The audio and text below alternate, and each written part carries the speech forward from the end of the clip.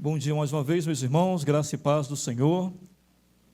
Uma saudação especial aos pais nessa manhã, os pais que fazem parte da nossa igreja, que procuram ser pais que realmente são exemplo para os seus filhos, que procuram imitar Jesus também naquilo que o Senhor disse que nós deveríamos fazer em relação ao amor ao próximo. E não existe amor mais próximo do que o amor que nós temos pelos filhos e pela esposa. Então, se você é um pai assim, parabéns. Se você é um pai ausente, que Deus tenha misericórdia da sua alma. Vamos orar por você.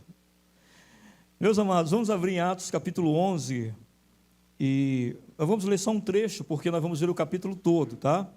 Então nós vamos ver um trechinho para nós orarmos. Atos capítulo 11.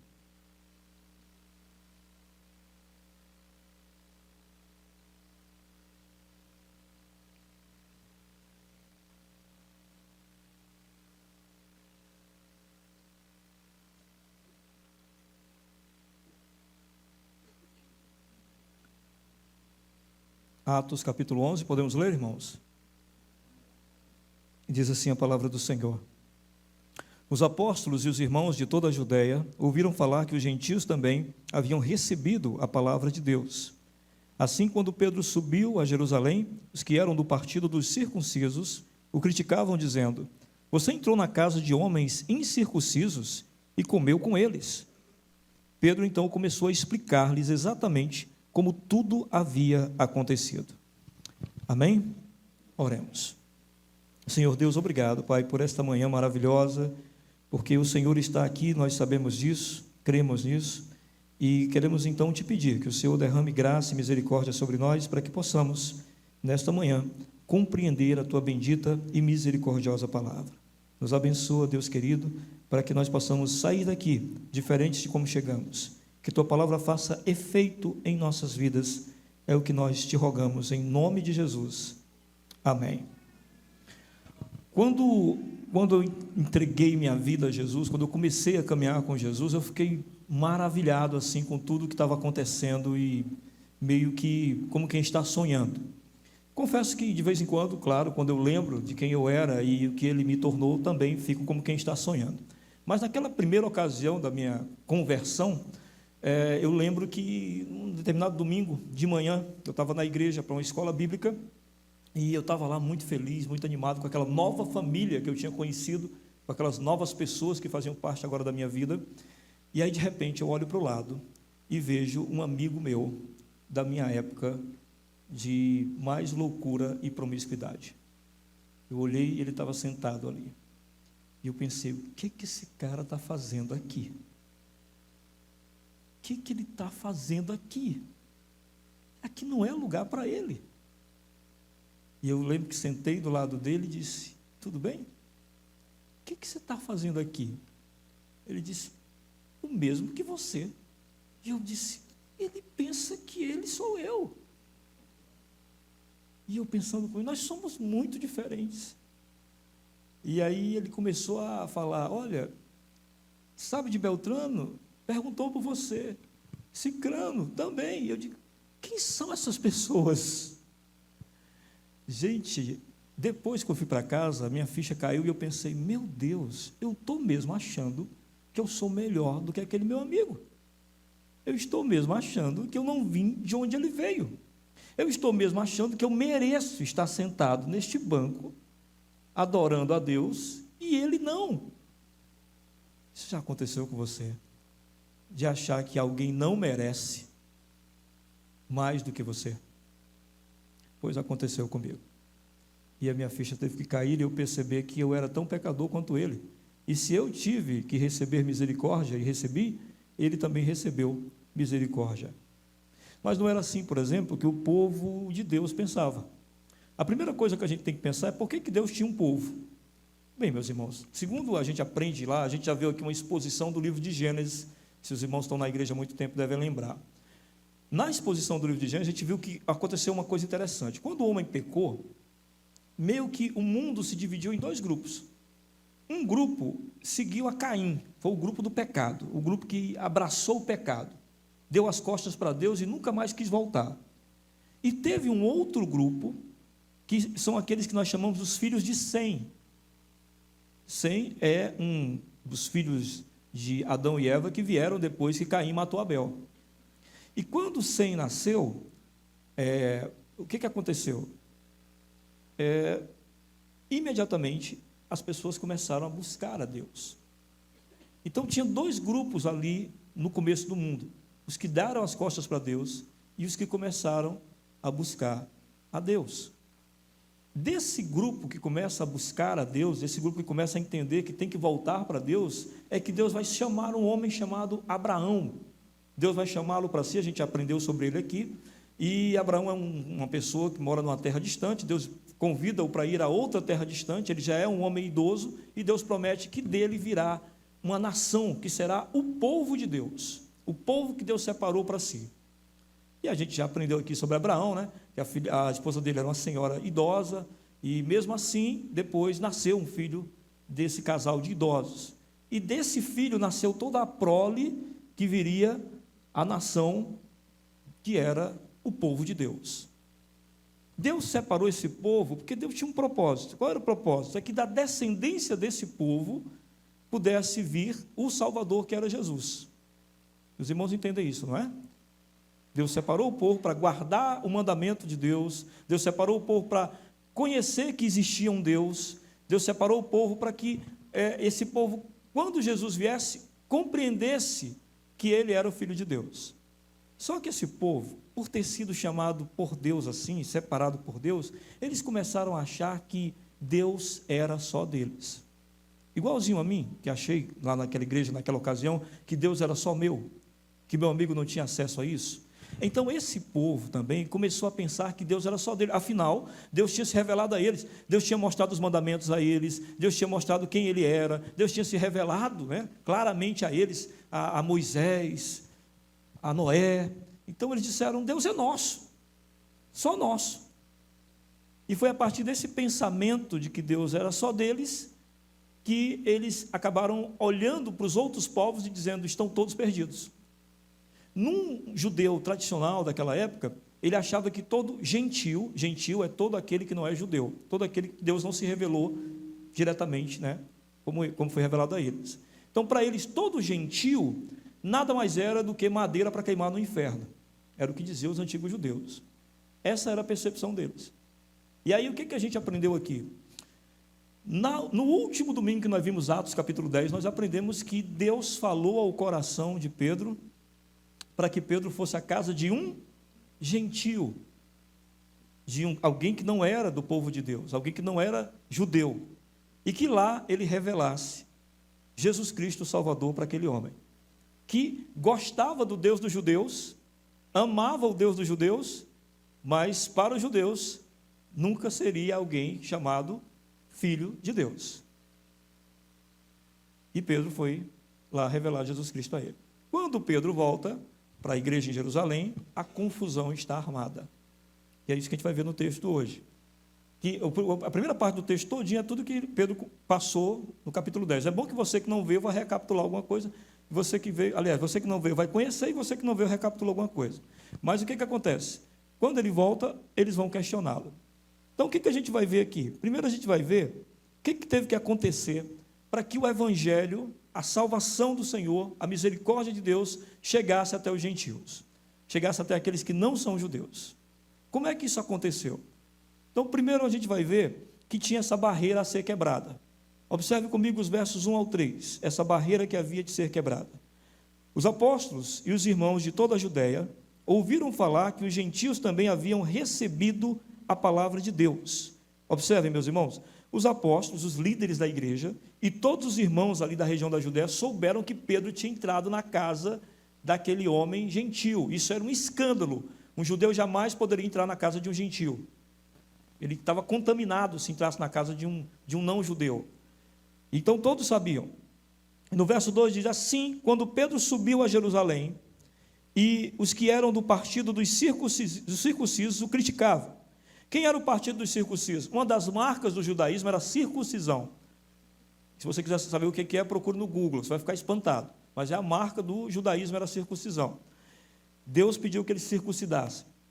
Então, eles criticaram dizendo: você entrou na casa de homens incircuncisos e comeu com eles. Então, Pedro é confrontado sobre ter ido à casa de gentios, ter entrado na casa deles e ainda ter comido com eles. Porque comer, sentar à mesa, era ter comunhão. Você teve comunhão com pessoas que não são povo de Deus. Você teve comunhão com pessoas que não foram separadas por Deus. Nós somos povo de Deus, nós não nos misturamos com essa gentalha. Entendeu? É isso. Então havia uma barreira de preconceito erguida que Jesus veio para destruir. Porque Jesus vai mostrar que Deus é o Salvador do mundo. Que Deus não é Salvador de um povo, que Deus separou um povo, mas Ele é Salvador do mundo. E na Bíblia, no Antigo Testamento, haviam várias profecias apontando e dizendo que Deus era Salvador de todos. Só que, você sabe, né, gente, o orgulho, a vaidade, ele causa exclusivismo. Ele faz com que você diga, é meu. E o orgulho e a vaidade fez com que eles esquecessem que haviam promessas lá no Antigo Testamento referentes a isso. Por exemplo, Isaías 42, no verso 6, não precisa vocês abrirem, o irmão vai colocar aqui para vocês. Isaías 42, no verso 6, coloque para a gente, por favor. Veja o que diz, olha a promessa de Deus. Eu, o Senhor, o chamei para a justiça. Segurarei firme a sua mão, eu guardarei, farei de você uma aliança para o povo e uma luz para os gentios. Que promessa é essa? Quem é essa pessoa que o Senhor está chamando? Era o povo de Deus.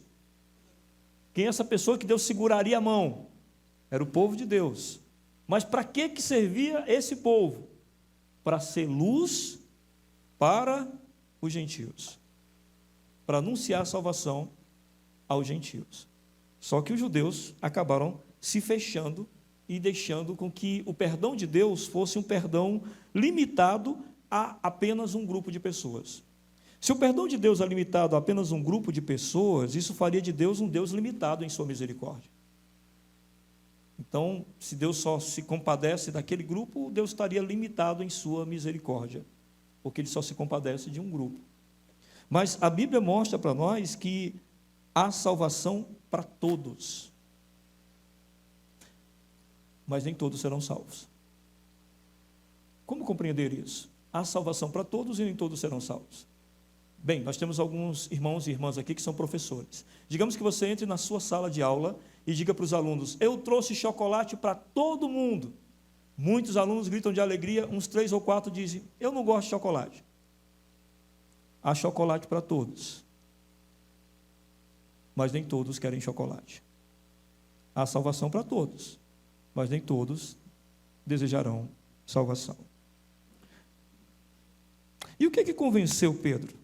O que convenceu Pedro de que ele podia entrar lá, de que ele podia conversar com aquele gentil, e de que aquele gentil também merecia a salvação e a misericórdia de Deus? O que convenceu ele? Se você estava no último sermão, eu creio que você vai lembrar do que o convenceu. Mas a gente faz uma recapitulação, porque Pedro faz uma recapitulação aqui. 3 coisas o convenceram. A primeira delas está do verso 4 ao verso 10. Ele foi convencido por uma mensagem celestial. Observem aí comigo, do verso 4 ao 10, diz assim, Pedro então começou a explicar-lhes exatamente como tudo havia acontecido. Ele disse, eu estava na cidade de Jope, orando, caindo em êxtase, tive uma visão. Vi algo parecido com um grande lençol sendo baixado do céu, preso pelas 4 pontas, e que vinha até o lugar onde eu estava. Olhei para dentro dele e notei que havia ali quadrúpedes da terra, animais selvagens, répteis e aves do céu. Então ouvi uma voz que me dizia, levante-se, Pedro, mate e coma. Eu respondi, de modo nenhum, Senhor. Nunca entrou em minha boca algo impuro ou imundo. A voz falou do céu 2ª vez, não chame impuro ao que Deus purificou. Isso aconteceu 3 vezes e então tudo foi recolhido ao céu. A visão que Pedro teve então, ele subiu para orar, meio-dia, esperando a hora do almoço, ele tem uma visão de um lençol que desce do céu, e nesse lençol tem todos os tipos de animais. E aí a voz do céu diz, Pedro, mate e coma. E Pedro talvez pensou, isso é um teste, porque eu sou judeu e isso é proibido na lei, deve ser um teste, e eu não vou cair nessa. Então ele diz, não, Senhor, nunca fiz isso, nunca comi nada impuro. tinha todo tipo de animal ali, animais esses que na lei judaica eram proibidos de serem comidos. Era uma lei cerimonial daquela época, uma prescrição cerimonial. Então, muitos animais ali não podiam ser comidos, e até dava nojo de comer alguns deles também, com certeza. E aí Pedro diz: não, Senhor, nunca farei isso, nunca fiz.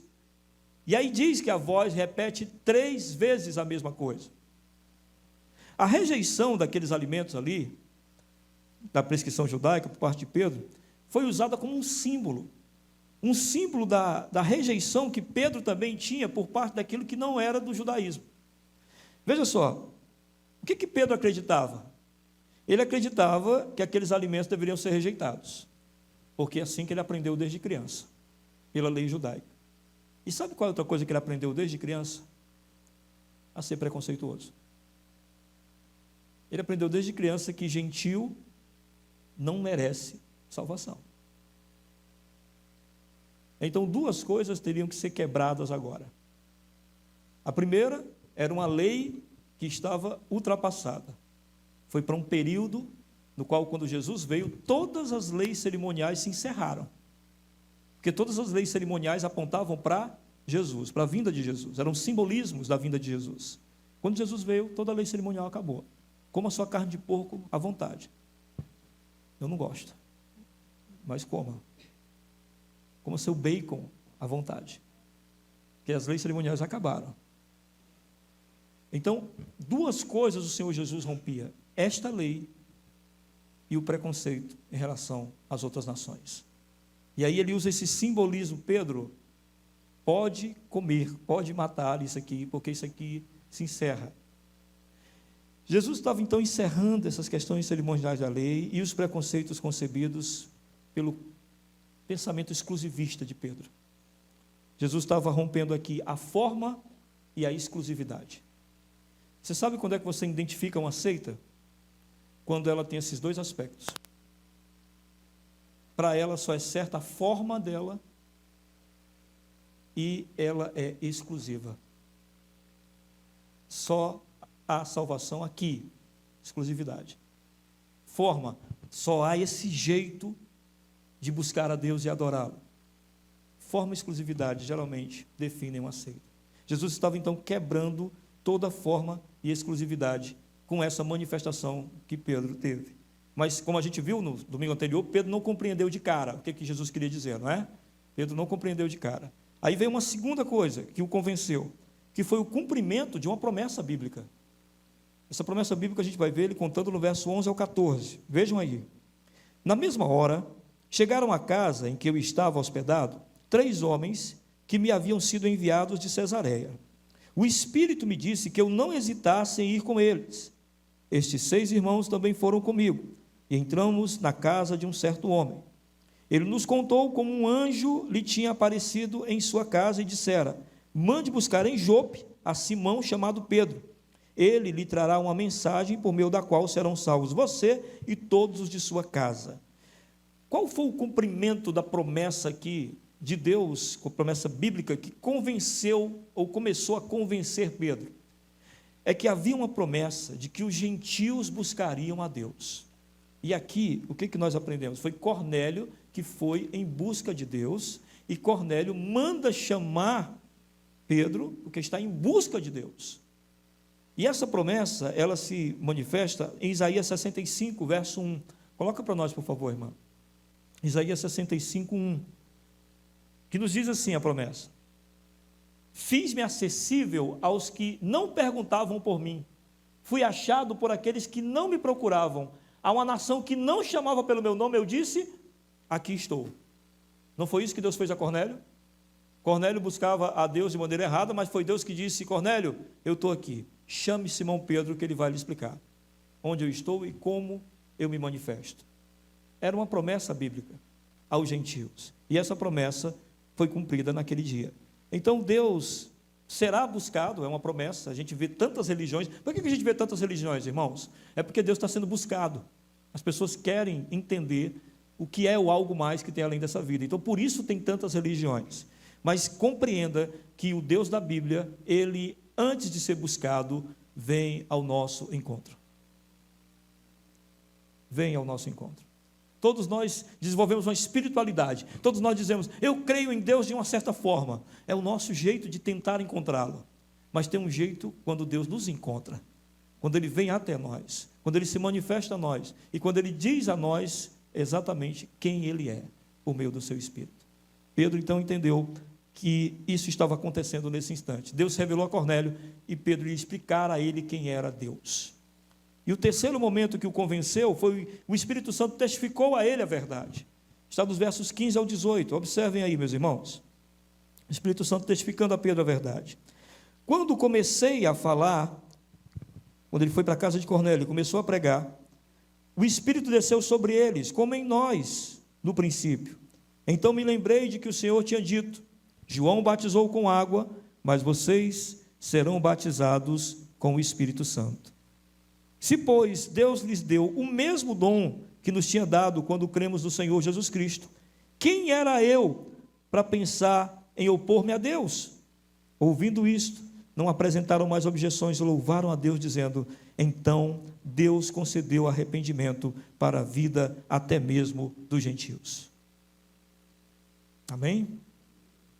Veja que coisa interessante, é que primeiro Pedro fala, a mesma coisa que aconteceu com a gente, eu não sei se você lembra, no começo de Atos, quando o Espírito Santo é derramado sobre eles, eles falam línguas de países diferentes, né, de nações diferentes, e eles se entendem, e ele diz que foi a mesma coisa, os gentios falaram em hebraico, os judeus falaram em grego, ao mesmo tempo eles se entenderam, naquele instante, quando o Espírito foi derramado. Então ele diz, então o Espírito está aqui. E aí Pedro sempre lembra do ensino de Jesus. Pedro guardou muito do ensino de Jesus. Ele diz, e eu lembrei quando o Senhor disse que nós seríamos batizados com o Espírito Santo. Então, aí Pedro vai e joga o lance para Deus. Ele é muito esperto. Ele diz, se Deus fez isso, quem sou eu para ir contra Deus? Ele está dizendo para a igreja, vocês vão ser contra Deus, igreja? Se Deus fez isso, vocês vão ser contra Deus? A igreja, não. Nós reconhecemos que Deus derramou o Espírito também sobre eles. E o que estava acontecendo então? Deus concedeu a graça do arrependimento aos gentios, não era só para os judeus. Deus, por sua misericórdia, estendeu o seu braço, e o seu braço não era curto. Seu braço não abraçava só um povo, seu braço abraça todos os povos. Por isso que em Apocalipse tem escrito que um dia todo povo, toda língua, toda nação confessará que Jesus é o Senhor. Porque o braço longo do Senhor abraçou o mundo inteiro. E aí, Isaías 59, 1, coloca essa promessa para nós. Por favor, irmão, Isaías 59, 1. Vejam, o braço do Senhor não está encolhido para que não possa salvar, nem surdo o seu ouvido para que não possa ouvir. E essa promessa foi cumprida. A promessa de que Deus alcançaria outros povos. E aí o pessoal se convenceu, a igreja da Judéia se convenceu. Mas como é que o evangelho se espalhou aos gentios? Como é que chegou a outros povos, além de Cornélio? Porque poderia ter ficado em Cornélio e todo mundo, ok, Cornélio, um centurião, grego, conheceu Deus, maravilhoso, vamos seguir nossa igreja aqui. Mas a coisa se estendeu. Como é que se estendeu? Como é que o evangelho foi em direção aos gentios? A resposta está nos versos 19 ao 21. Veja aí comigo. Os que tinham sido dispersos por causa da perseguição desencadeada com a morte de Estevão, chegaram até a Fenícia, Chipre e Antioquia, anunciando a mensagem apenas aos judeus. Observem, meus irmãos, que quando Estevão foi morto por pregar o evangelho, e ele foi apedrejado pelos judeus, que não eram cristãos ainda, e a partir dali começou uma perseguição de morte aos crentes. Então, como diz no Ceará, todo mundo vazou, todo mundo se mandou. E aqui diz que eles foram para regiões da Fenícia, do Chipre e de Antioquia, por causa da morte de Estevão, que os assustou. Mas eles iam, diz o texto aqui, pregando somente aos judeus. Mas aí, no verso 20 diz, alguns deles, todavia, cipriotas e sirineus, foram a Antioquia e começaram a falar também aos gregos, contando-lhes as boas novas a respeito do Senhor Jesus. A mão do Senhor estava com eles e muitos creram e se converteram ao Senhor. como é que o evangelho chegou aos gentios? Primeiro, por meio da morte de Estevão, seguida de perseguição. O pessoal imediatamente se espalhou. O testemunho de Pedro, quando Pedro contou em Jerusalém o que tinha acontecido em relação a ele e o centurião grego, provavelmente moveu o coração de alguns crentes. E principalmente de crentes judeus, que eram judeus que falavam em grego. Existiam judeus que falavam a língua grega.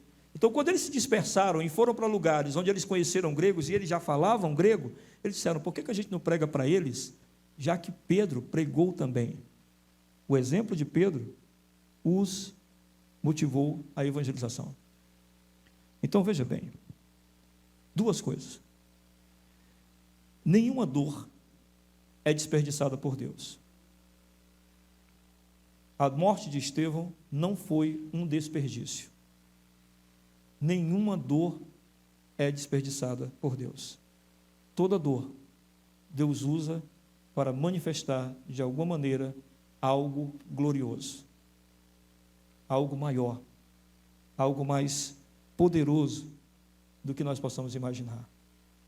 Uma segunda coisa, toda vida obediente, como a de Pedro, vai servir de inspiração.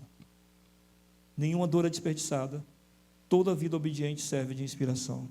E aí isso me faz lembrar do Jim Elliot, que era um missionário, casado com Elizabeth Elliot, e ele, junto com os amigos, resolveu ir para uma tribo do Equador, perigosíssima, chamada Waorani, e eles foram pregar o Evangelho, e foram recebidos com flechas e mortos. Ele era recém-casado, tinha aproximadamente 20 e poucos anos. E logo após a sua morte, a Elizabeth Elliot, sua esposa, descobre que aqueles índios não atacam mulheres. Os índios que mataram o esposo dela e os esposos de suas amigas. Ela descobre que eles não matam mulheres. O que é que ela faz? Ela vai até essa tribo, prega o Evangelho. Pessoas são salvas, libertas das trevas, e Deus é glorificado. Nenhuma dor é desperdiçada. Nenhum exemplo pode ser apagado. E foi isso que aconteceu para que o Evangelho chegasse aos gentios, pela dor e pelo exemplo. Mas como é que foi comprovada a autenticidade da fé dos gentios? Eles começaram a crer, vocês viram aí, não é? O verso 21 diz para nós que a mão de Deus estava naqueles irmãos que pregaram e muitos deles creram e receberam Jesus. Mas como é que poderiam ver se eles realmente eram crentes? Será que aquilo não podia ser uma coisa assim meia induzida, emocional demais? As emoções são importantes, mas às vezes elas podem nos dominar, não é? Então será que não era alguma coisa assim? Eles precisavam comprovar, a igreja precisava comprovar. Então dos versos 22 ao 24 diz: notícias desse fato chegaram aos ouvidos da igreja em Jerusalém, e eles enviaram Barnabé a Antioquia. Você lembra quem é Barnabé? Além de que a gente cantou uma musiquinha sobre ele, né? Que a música também ensina, né? Então por isso que a gente cantou esse cântico hoje. É para ensinar vocês lembrarem da música e lembrarem quem é Barnabé. Barnabé foi aquele que quando Saulo, né? Novo convertido, chegou em Jerusalém, o pessoal ficou com medo. Ei, conhecemos esse cara, ele matava cristãos. Foi Barnabé que pegou Saulo pela mão, levou até a igreja e disse: irmãos, confiem nele, eu ouvi o testemunho dele, é verdade. Lembram disso? Foi Barnabé. Pois bem, então eles convidaram Barnabé para ir a Antioquia. Este ali chegando, vendo a graça de Deus. Como é que ele viu a graça de Deus? Ele viu crentes, novos convertidos ali, gregos, gentios. Ele ficou alegre e os animou a permanecerem firmes no Senhor de todo o coração. Como é que ele os animou? Esse termo significa mais ou menos como se ele pregou. Ele começou a pregar. Isso que eu faço com vocês aqui todo domingo, animando vocês a manterem-se na fé. Ele fez isso. E aí o verso 24 diz, ele era um homem, nós cantamos isso, né? Um homem bom, cheio do Espírito Santo e de fé. E muitas pessoas foram acrescentadas ao Senhor. Então, como é que foi comprovada a autenticidade da fé dos gentios? Pelo testemunho de um homem de Deus. A igreja mandou um homem de Deus testemunhar isso lá. Apenas aqueles, preste bastante atenção nisso, apenas aqueles que mantêm os olhos em Deus, podem ver de maneira clara quem é que está também com os olhos em Deus. Apenas aquele que tem os olhos em Deus pode perceber quem também está com os olhos em Deus. Quem diz amar a Deus e não carrega consigo, por exemplo, os frutos do Espírito, é facilmente reconhecido por quem carrega os frutos do Espírito. Para tornar mais fácil ainda para você entender, como é que eu sei que você não é o que eu sou? Eu sei que você não é o que eu sou porque você não faz aquilo que eu faço. Como é que eu sei que alguém não teme a Deus? Quando esse alguém não teme a Deus, como eu temo. Como é que eu sei que alguém não ama a Deus? Porque ele não tem demonstrado amor a Deus como eu tenho amado. Não é uma questão de julgamento, a Bíblia chama isso de discernimento espiritual. A gente discerne por meio daquela relação que nós temos com Deus. Então esse homem, Barnabé, foi escolhido porque ele era um homem, segundo nos diz aqui, cheio do Espírito Santo, cheio de fé, bondade, amor, misericórdia. Então ele facilmente identificaria se aquela igreja também tinha tanta graça quanto ele tinha. E a fé dos gentios foi comprovada também, aliás, se a fé dos gentios foi comprovada, o testemunho dos discípulos também foi comprovado. Veja só, Barnabé foi lá testemunhar que eles eram crentes, mas eles também testemunharam que Barnabé era crente. Porque quando o Espírito está num, reconhece no outro, amém? Aí eu lembro de uma história interessante que dá tempo de contar. Eu estava uma vez numa lanchonete, e tinha um cara conversando assim, e ele falava alto e tal, e aqui ali ele soltava um palavrão, e eu lá na lanchonete esperando lá. Aí quando o rapaz veio me atender, o rapaz dessa lanchonete, ele frequentava a nossa igreja. Então quando ele veio me atender, ele disse: oi pastor, o que o senhor manda? Quando o cara viu que eu era o pastor, ele disse: o senhor é pastor? Sou. Paz do Senhor, meu irmão. Aí olhei assim, como é paz do Senhor? Disse, e aí, meu irmão, tudo bem? Eu sou batista, nós falamos tudo bem. Aí ele virou outra pessoa. Ele baixou o tom de voz, ele não falava mais palavrão, ele ficou um santo. Aí o irmão falou assim no meu ouvido: pastor, fique aqui, até ele ir embora, que eu não aguento mais não. Então, é dessa questão de discernir que eu estou falando, né?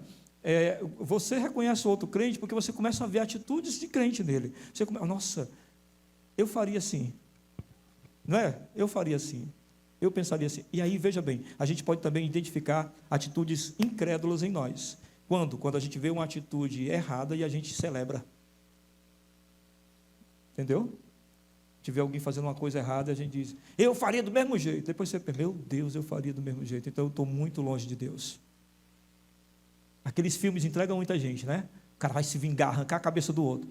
Vai, mata ele, mata mesmo. Aí depois, meu Deus, eu mataria ele mesmo.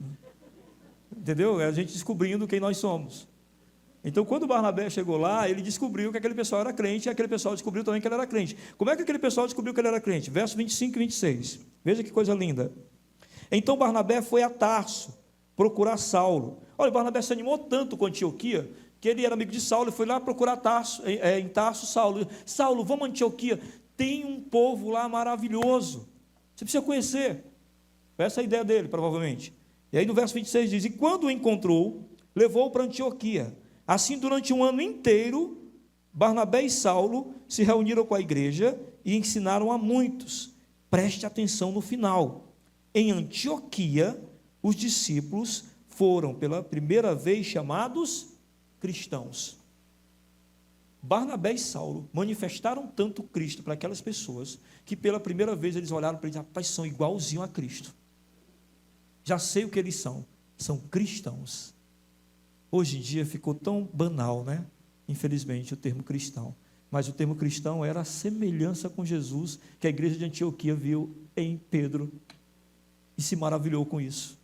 Então, Barnabé foi lá reconhecer se eles eram crentes, e eles reconheceram também que Barnabé e Saulo eram crentes. Ser chamado de cristão é a maior honra que alguém pode ter, se isso realmente significar que você parece com Cristo. Dia dos Pais hoje, né? Há um momento em que nossos filhos, eles entendem realmente a razão de nos chamarem de pai. tem um momento assim que eles entendem mesmo a razão, porque eles crescem, né? Esse é o papai, essa é a mamãe, dizem para eles, e eles vão aceitando. Mas tem um momento na vida dos filhos em que eles entendem perfeitamente o que é o amor altruísta, o que é o cuidado zeloso, o que é o entregar-se, o doar-se, que é o verdadeiro significado de ser pai.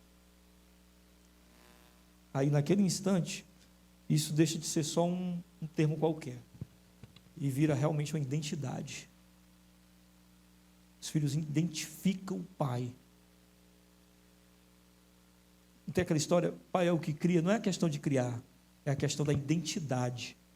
Ele se identifica como pai, e o filho percebe, este é meu pai. Da mesma forma, como cristãos, há uma identidade, há um momento que as pessoas têm que identificar que nós realmente somos cristãos, em qualquer circunstância que estivermos, somos como Cristo. Amém? Por fim, os gentios mostraram que a fé deles era muito prática. Veja os versos 27 ao 30. Naqueles dias, alguns profetas desceram de Jerusalém para Antioquia. Um deles, Ágabo, levantou-se e, pelo Espírito, predisse que uma grande fome sobreviria a todo o mundo romano, que aconteceu durante o reinado de Cláudio. Os discípulos, cada um segundo as suas possibilidades, decidiram providenciar ajuda para os irmãos que viviam na Judéia. E o fizeram enviando suas ofertas aos presbíteros pelas mãos de Barnabé e Saulo.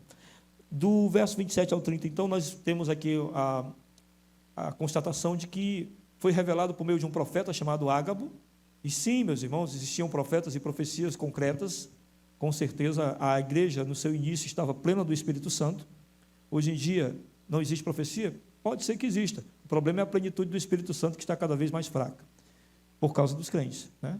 Mas aqui a plenitude era total, e aqui Ágabo anuncia então que haveria uma grande fome. A igreja se reúne, a igreja de Antioquia, e já manda ajuda para os irmãos da igreja na Judéia. O que isso significa? Que a fé desses irmãos era muito prática. Veja, o Espírito Santo, ele age na praticidade. Comunhão, unidade, misericórdia, amor, é assim que o Espírito Santo age. Ser cristão não é apenas adorar olhando para o céu.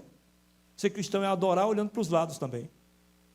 Você precisa conhecer as pessoas que estão ao teu redor aqui na igreja, você precisa conhecer as pessoas da tua comunidade. Essa semana morreu um pastor muito querido, presbiteriano, e foi muito interessante a história dele, porque ele tinha 13 anos, conheceu um morador de rua e começou a ajudar esse morador de rua. Um dia o morador de rua morreu, e ele descobriu que o morador de rua tinha morrido sozinho, sem ninguém por perto. E ele disse que naquele dia em diante ele pensou, de hoje em diante, nenhum amigo meu que mora na rua vai morrer sozinho. Quando ele completou 20 anos, começou a trabalhar, todo o dinheiro dele era para ajudar aos moradores de rua a ter alimento todo dia. Um dia um morador de rua chega para ele e diz, por que a gente não constrói um lugar, todos juntos? E eles começam a construir um lugar quando ele tinha apenas 22, 23 anos. Aquele lugar vira um centro de receber pessoas, e agora o pastor faleceu com 62 anos e o lugar está lá espalhado pelo Brasil inteiro. Então, veja, o Espírito Santo é isso. A gente adora olhando para cima, mas também olhando para o lado, e a igreja percebeu, os gentios perceberam isso também. As nossas dores não são únicas, existem dores em todo lugar, e o crente entende que ele pode colaborar com o alívio da dor daqueles que estão ao nosso redor também. Amém? 3 coisas importantes para guardarmos, então, desse texto para nós. A primeira delas é que Deus é muito misericordioso e gracioso. Ele, por meio da sua misericórdia, por meio do seu braço estendido, lançou os seus braços para o mundo todo. A salvação é anunciada a todo aquele que necessita ouvi-la. E todo aquele que ouvir e crer será salvo. É a promessa do Senhor. Então, se você está aqui hoje, se você ouviu o Evangelho, se você entende que Deus está estendendo o braço para você, você pode dizer sim para Ele. Amém?